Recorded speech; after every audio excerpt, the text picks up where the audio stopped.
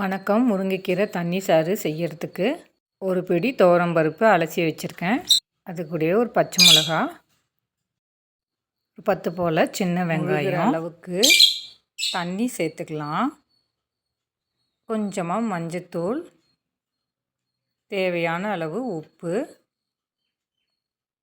ஒரு அரை தக்காளி அரிஞ்சு வச்சுருக்கேன். அதையும் இதில் சேர்த்துக்குவோம். குழைய வேக வச்சு எடுத்துக்கலாம். இது ஒரு நபருக்கான வானல் சூடேறினதும் தேவையான அளவு எண்ணெய் சேர்த்து, எண்ணெய் சூடேறினதும் கடுகு சேர்த்து, கடுகு பொரிஞ்சதும் ஜீரகத்தை சேர்த்துக்கலாம்.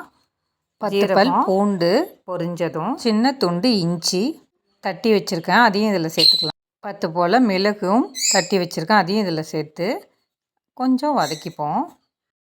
வேக வச்ச பருப்பை இதில் சேர்த்துக்கலாம். நல்லா இதை கொஞ்சம் கலந்து விட்டுக்கலாம். இப்போ இதில் தேவையான அளவு தண்ணி சேர்த்துக்கலாம்.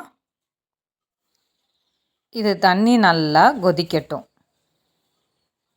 வீடியோ பிடிச்சிருந்தா லைக் பண்ணுங்கள், ஷேர் பண்ணுங்கள், சப்ஸ்கிரைப் பண்ணுங்கள். இப்போ இது நல்லா கொதிச்சிருச்சு. ஒரு கைப்பிடி முருங்கைக்கீரை அலசி வச்சுருக்கேன், அதையும் இதில் சேர்த்து நல்லா கிளறிக்கலாம். அவ்வளோதாங்க, முருங்கைக்கீரை தண்ணிச்சாறு ரெடி ஆயிடுச்சு.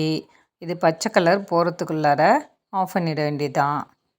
கருப்பு கவுனி சாதத்தோட முருங்கைக்கீரை தண்ணிச்சாறு சேர்த்து நம்ம இப்போ சாப்பிட போகிறோம். இவ்வளோ நேரம் இந்த வீடியோவை பொறுமையாக பார்த்ததுக்கு நன்றி. வணக்கம்.